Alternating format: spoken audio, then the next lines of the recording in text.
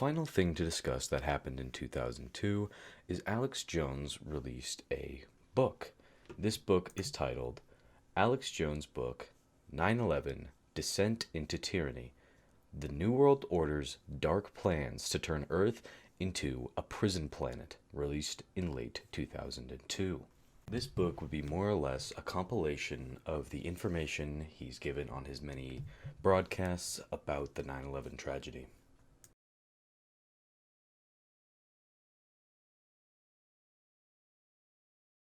In 2003, Ron Paul would announce his run for president under the Libertarian Party, and quickly Alex Jones jumped on that campaign to help him out. Ron Paul would be very generous to the InfoWars crew, even giving Mike Hansen a position to come to his rallies where Mike Hansen would film a lot of the goings-on. Real nice to be here. It's real nice to see this crowd. This is very interesting. Must have come to hear you, Will. Thank you for that very nice introduction. I appreciate that. But I also appreciate the opportunity to come and talk and visit with thoughtful people who are concerned and interested in the issues. And I was asked just a little while ago by the media, are the people really concerned? Have they been affected by these new things? And the answer to that is a lot of them not yet. But a lot of people are starting to worry about it. So it is an appropriate issue to talk about, and that is the issue of privacy. Because I don't think you can define liberty without dealing with this issue. Because if you don't have your privacy, how can you be free? It is the essence of liberty is to have your privacy. But let me start very briefly with a little introduction about how things operate in Washington, and that tells you a little bit what the obstacles are and the legislative process and the mentality up there. It wasn't too long ago there was a concern brought to me about a piece of legislation that had $60,000 written into a piece of legislation for a bicycle trail in Alexandria. And when they went to the member of Congress who lives in that district, they asked him, how did you put that in for your district? He says, I don't even know anything about it. Well, that's unusual because, all the goodies are there for good reasons and somebody worked on to get it passed. So they hunted this down and hunted it down. They finally found which office it came from. It came from an office in Arizona. And they asked the member, they said, why do you care about $60,000 bicycle trail in Alexandria? I didn't have anything to do with it. I don't know anything about it. He was convinced. Then they went a little bit further and they found out that his staffer that lived in Alexandria, Virginia, and he stuck it in the dark of night on his bicycle trail. That's not, it's a little story, it's a minor story, but it's probably the way most of Washington works. Because this omnibus bill that we just passed here last week, over my objection, of course, it had, I think, 11,000 pages, and it wasn't even available to us. And if you notice, the opposition, the other side, rightfully put it on the desk. It was about that high. And nobody it wasn't available to any member of Congress. Those behind the scenes, drew this up and spent all that money, all your money, so work hard, they need your money. And it keeps working that way. But in our lame duck session, we had a bill come up to vote on, and it had to do with the bankruptcy bill, which was a good bill, and I was in support of the bankruptcy bill. But then there was a controversy, and there was a controversial piece of legislation stuck on dealing with abortion. And so it was a very, very hot issue. And there was a tight vote on the rule to kill the bill, not because the large majority of the House supported the bankruptcy bill, but because of the other issue, this was brought up. And the voting was going on. It was really, really tight. I mean, it was back and forth and back and forth. And the whip went around twisting arms and getting the votes. He'd find a vote here or there, then the other side would get a vote. And this was going on like 45, 50 minutes, trying to figure out how this bill would go. And finally, it was very clear the bill would be defeated. And it was at that moment that the leadership on our side of the aisle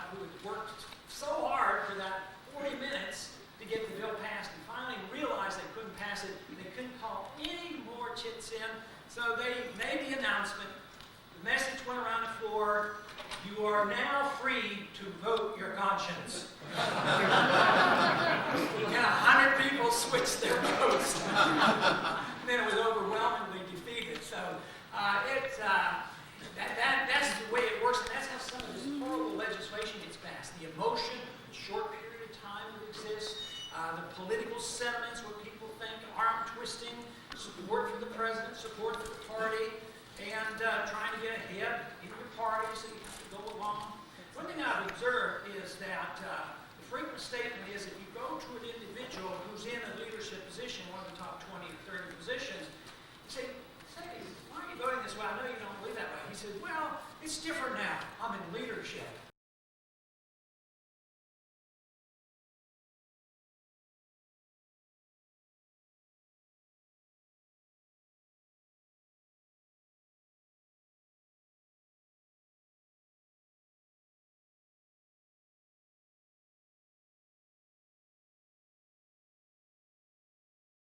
To find any true discussion of the freedom wars. But now, people know about it, and that's why tonight was important. We wanted to bring in those on the left who deal with the war against drugs and the war, and the Persian Gulf War and these things, and try to bring people together.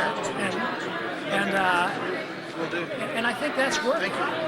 But it's still a long way to go. And the tougher it gets, the more problem we have and the tighter the finances, the more aggressive they'll get in Washington to cling to their power. I know. And that's what they're doing now. Because they need your tax money. They better know where all your money is, and they want to know exactly what you're doing.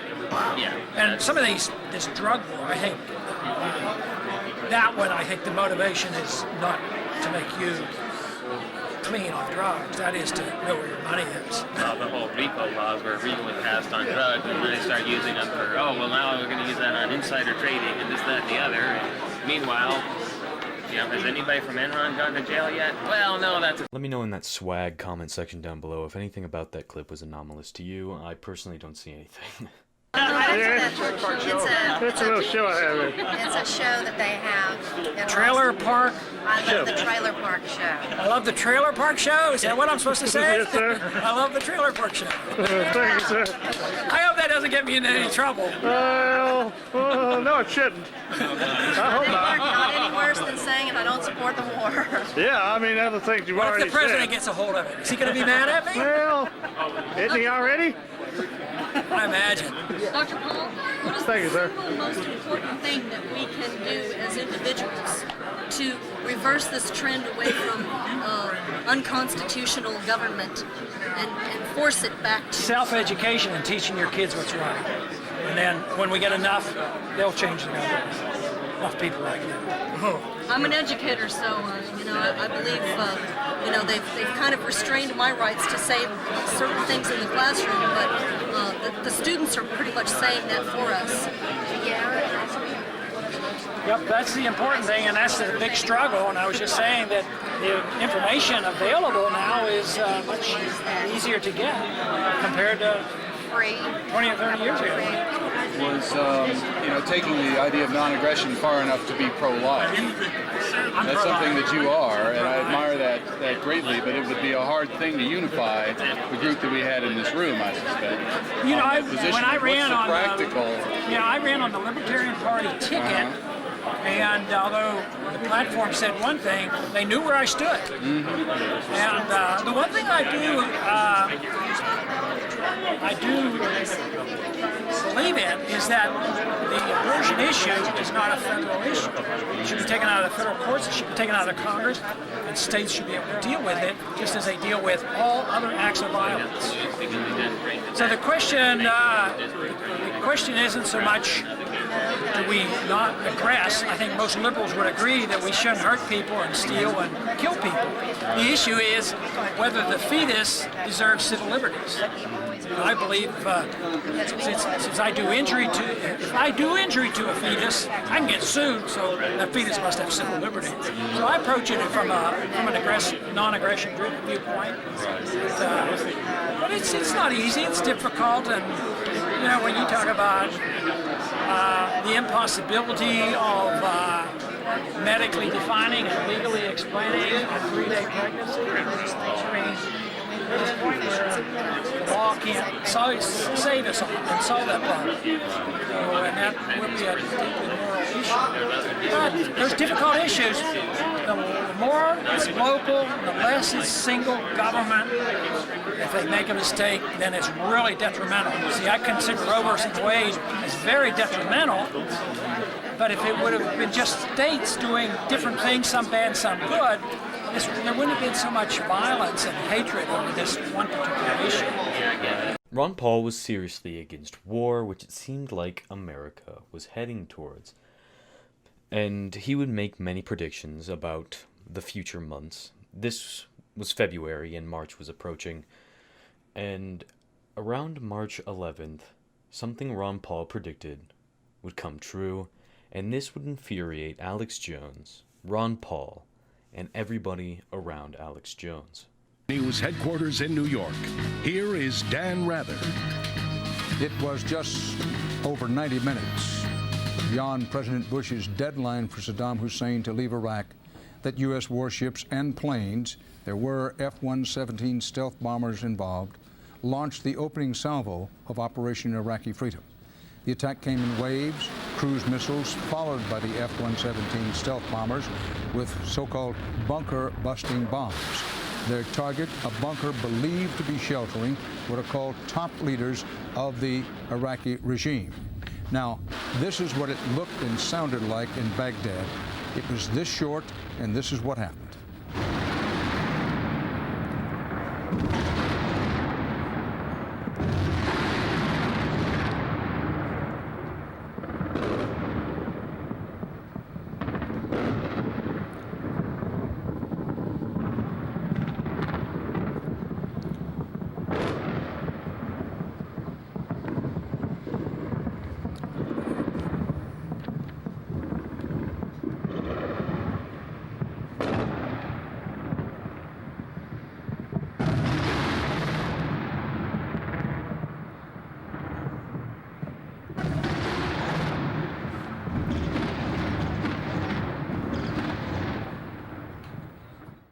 The Iraq War was upon us, and Ron Paul was furious.